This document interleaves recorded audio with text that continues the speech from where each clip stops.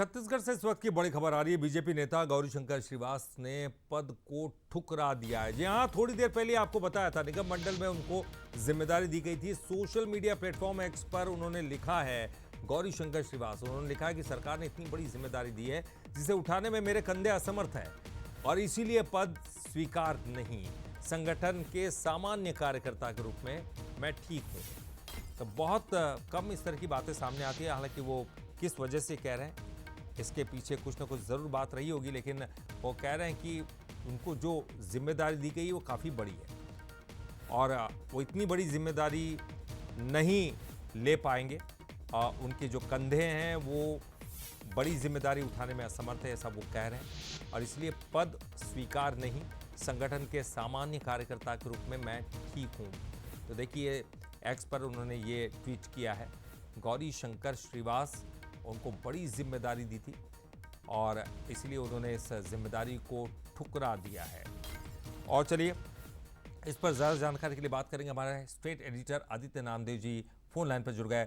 आदित्य जी, बड़ी जिम्मेदारी है, आखिर क्या वजह हो सकती है इसके पीछे ठुकराने के लिए? बिल्कुल, देखिए ललित जी, पिछले 5 साल 18 से लेकर 23 तक अगर कोई कांग्रेस सरकार के खिलाफ लड़ा, सड़क पर आया, एफआईआर अपने ऊपर दर्ज कराया, तो उसमें सबसे ऊपर नाम गौरीशंकर श्रीवास का है। हर खबर पर जनता के साथ खड़ा होना, विपक्ष के। तो देखिए, कह रहे हैं कि काफी बड़ा नाम आदित्य जी बता रहे हैं। हम फिर कोशिश करेंगे उनसे बात करने की। तो बीजेपी नेता गौरीशंकर श्रीवास वो लगातार लड़ते रहे कांग्रेस के खिलाफ, हर मोर्चे पर सामने रहे और लेकिन उन्होंने इतनी बड़ी जिम्मेदारी को ठुकरा दिया है।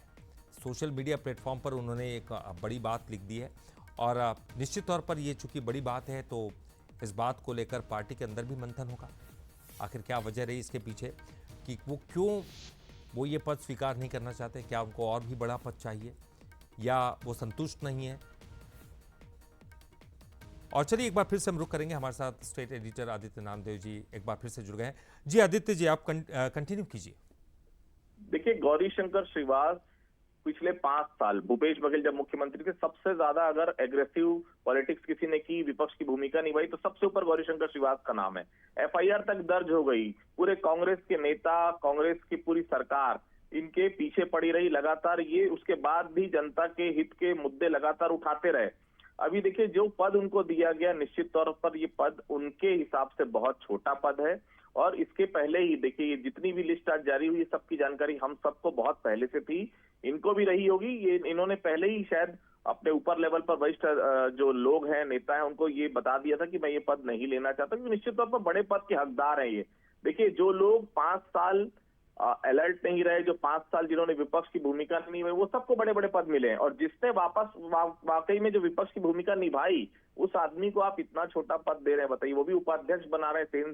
सेन समाज का जो क्राइटेरिया उस पर, तो इसे बड़े पद मिलने चाहिए थे और बड़े पद के वो हकदार हैं। कहीं ना कहीं इसी के चलते नाराजगी सामने आई और उनका साफ तौर पर कहना है, कार्यकर्ता बन के ही ठीक हूँ, कार्यकर्ता ही बन के रहूं, मुझे पद नहीं चाहिए। निश्चित तौर पर जैसी लिस्ट आई है, जो लोग असंतुष्ट हैं उनके इसी प्रकार से स्वर फूटेंगे। इसमें ऐसे कई नाम है जिनके नाम होने चाहिए, जिनके नाम नहीं है, और जिनके नाम शुरू से रहे आज भी उनके नाम है। लेकिन आदित्य जी, पार्टी क्या इसको गंभीरता से लेगी?